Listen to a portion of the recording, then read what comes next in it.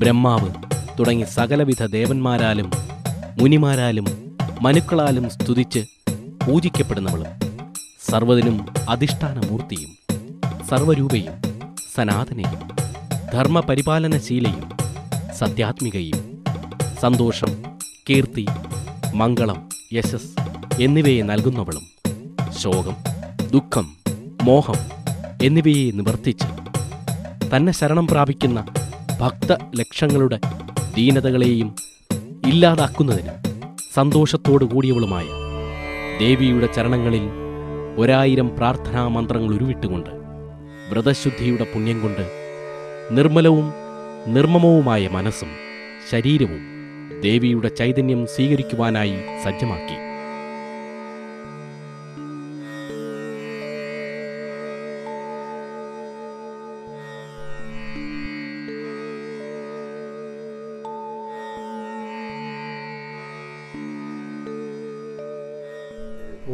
നൂറ്റാണ്ടുകൾ പഴക്കമുള്ളതായിട്ടുള്ളതായിട്ടാണ് ഈ അമ്പലത്തിൻ്റെ സങ്കല്പം.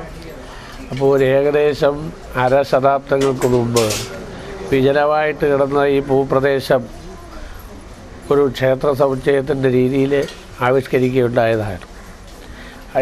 ഏകദേശം 50 വർഷങ്ങൾക്ക് മുമ്പ് ഈ ക്ഷേത്രത്തിൻ്റെ പുനഃപ്രതിഷ്ഠ നടന്നിട്ടുണ്ട്.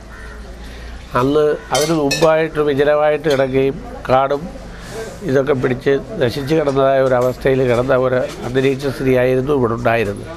അതിന് ഒരു കായംകുളം കൊച്ചുമ്പടി ജ്യോത്സ്യർ എന്ന് അറിയപ്പെടുന്ന സുപ്രസിദ്ധരായ ഒരു ജ്യോത്സ്യരെ കൊണ്ട് പ്രശ്നം നോക്കി ഒരു ഇല്ലക്കാരുടെ വകയായിരുന്നതും കാലാന്തരത്തെ ആളില്ലാതെ നാമാവിശേഷമായിട്ട് കിടന്ന ഒരവസ്ഥ ഇവിടെ ഉണ്ടാവുകയും അത് നാട്ടുകാർ അതറിഞ്ഞ് സ്വയം ഏറ്റെടുത്ത് ഈ ക്ഷേത്ര പുനരുദ്ധാരണ പ്രവർത്തനങ്ങൾ ആരംഭിക്കുകയാണ് ഉണ്ടായത്.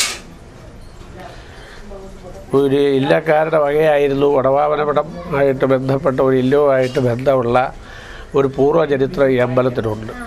ഇതിൻ്റെ പുറകുവശം തന്നെ വേറെ ഒരു ക്ഷേത്രം നശിച്ചു പോയിട്ടുള്ളതായിട്ടുള്ള റെക്കോർഡുകളും ഉണ്ട്. അപ്പോൾ ഈ ഷടാധാര പ്രതിഷ്ഠ സ്വഭാവത്തോടുകൂടി ഏകദേശം 50 വർഷങ്ങൾക്ക് മുമ്പാണ് ഇവിടുത്തെ പുനഃപ്രതിഷ്ഠാകർമ്മം നിർവഹിക്കപ്പെട്ടിട്ടുള്ളത്. ഇത് ഭദ്രകാളി പ്രധാന ദേവതയായി, ഉപദേവതകളായി ഗണപതി, ശിവൻ, ബ്രഹ്മരക്ഷസ്, യോഗീശ്വരൻ, ഈ മന്ത്രമൂർത്തി, യക്ഷി ഉപദേവതകളായിട്ടും സങ്കല്പം അന്നേയുള്ള പ്രതിഷ്ഠകൾ തന്നെയാണ് ഇപ്പോഴും ഉള്ളത്. നാഗരാജാവ്, നാഗയക്ഷി ഇതൊക്കെ മുമ്പേ ഉള്ള പ്രതിഷ്ഠകൾ തന്നെയാണ്, പുത്തനായിട്ടുള്ളതൊന്നുമല്ല. പിന്നെ ഇനിയും വളരെയധികം 50 ആ പുനഃപ്രതിഷ്ഠയ്ക്ക് ശേഷം പിന്നെ ഒരു 12 വർഷം കഴിഞ്ഞപ്പോൾ ഒരു അഷ്ടബന്ധകലശം നടത്തിയിട്ടുണ്ടായി. അതും കഴിഞ്ഞ് പിന്നെ ഒരു 10 വർഷത്തിനുള്ളിൽ വെച്ച് വീണ്ടും ഒരു കലശവും കാര്യങ്ങളും ഇവിടെ നടത്തേണ്ടതായ സാഹചര്യം വന്നിട്ടുണ്ട്, നടത്തിയിട്ടുമുണ്ട്. അപ്പോൾ ഇതിൽ ആ ക്രമേണ ആ പഴയ സ്റ്റേജിൽ നിന്നും വളരെയധികം പുരോഗതി പ്രാപിച്ച് വരുന്ന ഒരു അന്തരീക്ഷമാണ് ഇവിടെ ഉള്ളത്. ഇവിടുത്തെ ദേവിയുടെ അനുഗ്രഹത്താൽ ഈ നാട്ടിനും നാട്ടാർക്കും എല്ലാം വളരെയധികം ഐശ്വര്യം ഉണ്ടായിക്കൊണ്ടിരിക്കുന്ന ഒരു സാഹചര്യമാണ് ഇന്നുള്ളത്.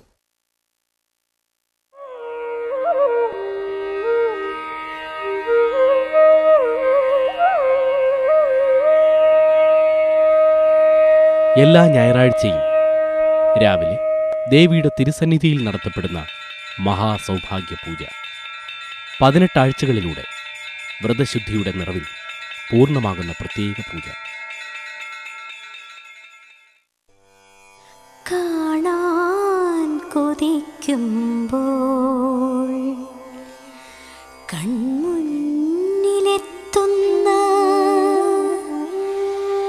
കനകനിലാവാണൻ ജന്മം കുളത്തമ്മ.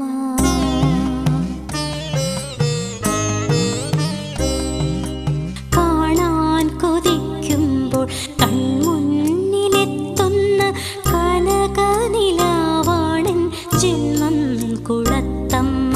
കാണാൻ കൊതിക്കുമ്പോൾ കൺമുന്നിലെത്തുന്ന കനകനിലാവാണൻ ജന്മം കുളത്തമ്മ.